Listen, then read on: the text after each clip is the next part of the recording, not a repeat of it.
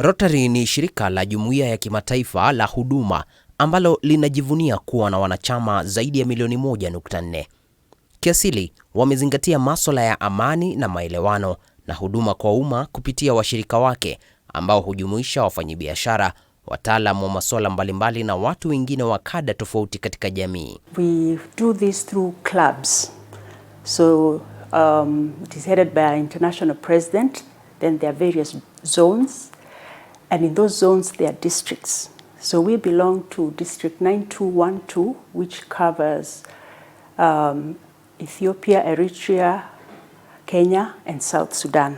Hata hivyo, kadiri miaka inavyosonga ndivyo shirika la Rotary linaangazia mambo mengi zaidi. With this introduction, it meant now Rotary projects could include environment in its various community activities.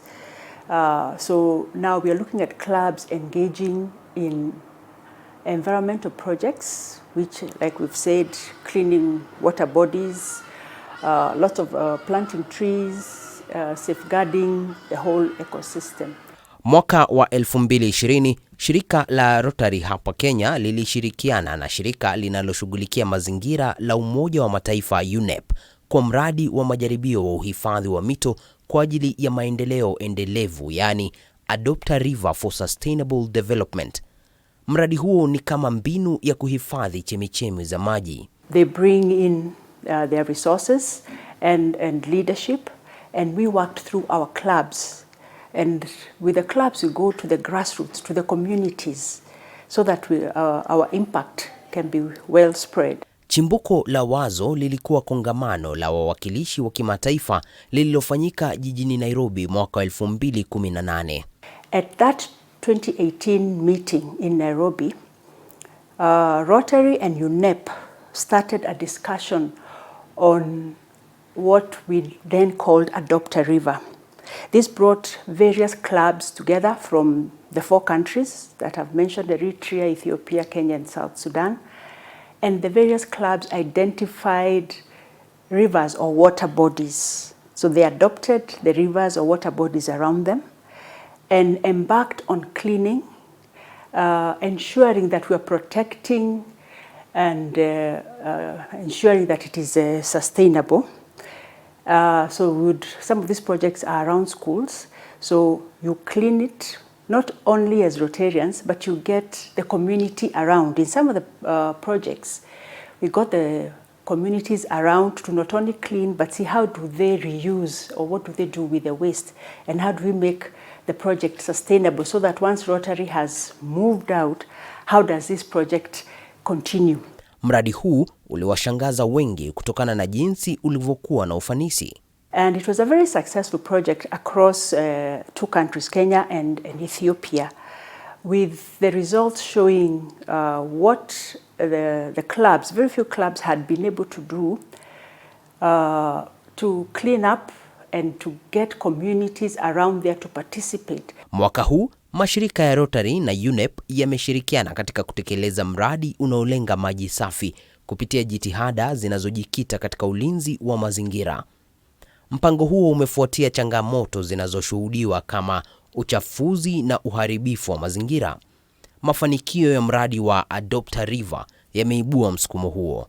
So to sustain that development, now last year in November, a partnership was signed between Rotary and UNEP.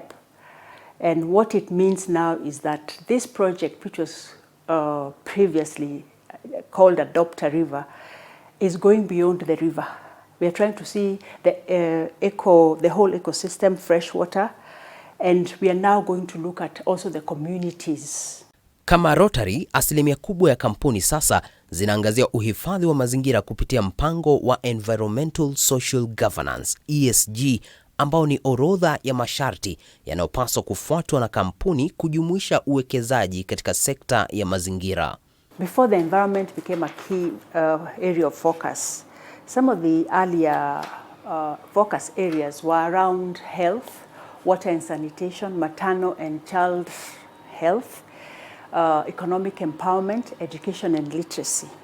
So when we look at how the fresh water comes in, when we're looking at aspects of health, maternal and child health, we see that some of the programs that we had around disease and prevention control, fresh water played a key role.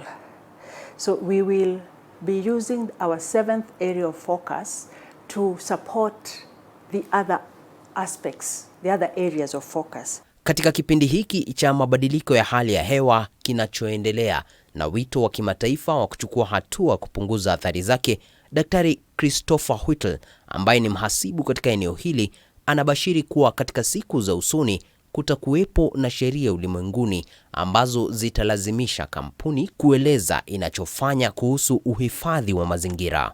Now, when we think about ESG, it's also very important that we're clear about what are we dealing with.